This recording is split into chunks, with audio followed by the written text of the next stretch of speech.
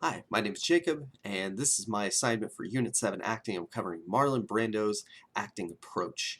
Marlon Brando, of course, is the actor sort of credited with popularizing the method acting style. He studied under Stella Adler at the Actors Studio, um, and according to the book Larger Than Life, Movie Stars of the 1950s, her method sort of differed from Stanislavski and Strasberg, who used substitution.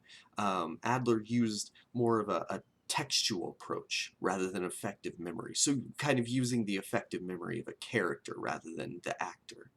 Um, and the book also says that Brando, because of his training at another workshop where he was exposed to Brechtian techniques and methods, may have been more of a technical actor.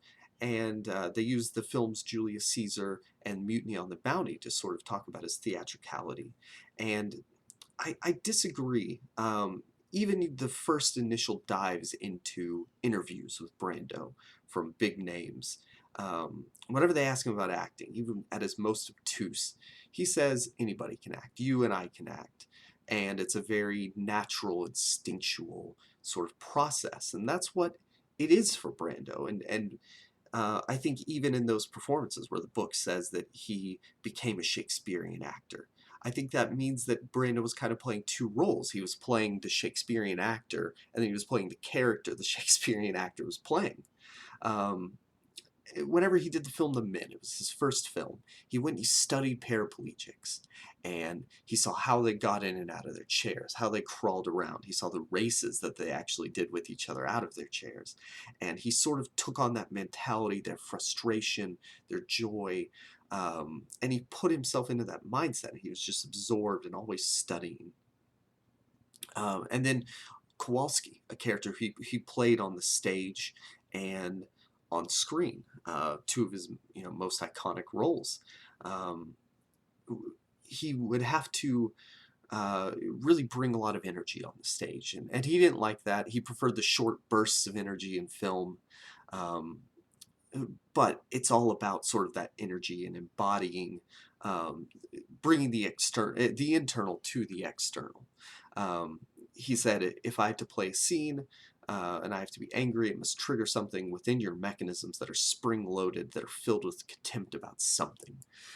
So whenever he's playing those angry moments in Streetcar where he's throwing dishes off a table or, becoming violent, he has to find those feelings within himself.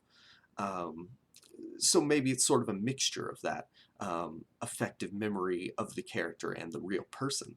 And you could see more of that effective memory of the real person come through in Last Tango in Paris, where the director Bertolucci really challenged him to be himself. And whenever he has to give a monologue about his parents, he's giving real sort of information. He's putting himself on the screen. Um, and he felt betrayed by Bertolucci because he had given him so much of himself, and he said it was a very emotionally exhaustive film.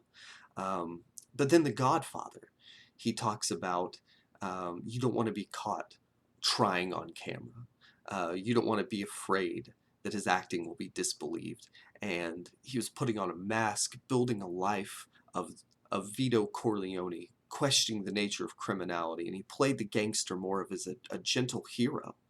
Um, and so there's sort of a difference there between the way Brando approached a character who's sort of like himself and a character who is unlike himself, but he could maybe see himself becoming. And then finally, Apocalypse Now, just a crazy story about a film development, which Brando is only a small part of, but his motivation makes a lot more sense from his perspective. He thought the script was bad, uh, so he wanted to sort of rewrite the character of Kurtz. He wanted to really dive into the details of special forces in the jungles of Vietnam. He wanted to get as many reports and real photos from Vietnam as possible. Um, and he wanted the character to be intelligent, and he wanted to portray that visually, and he spent lots of time improving with Coppola. And so I don't think any of this has really changed my thoughts on Brando, but they've really sharpened and improved my knowledge, and I really respect his approach and like him as an actor. So yeah, it's a good time.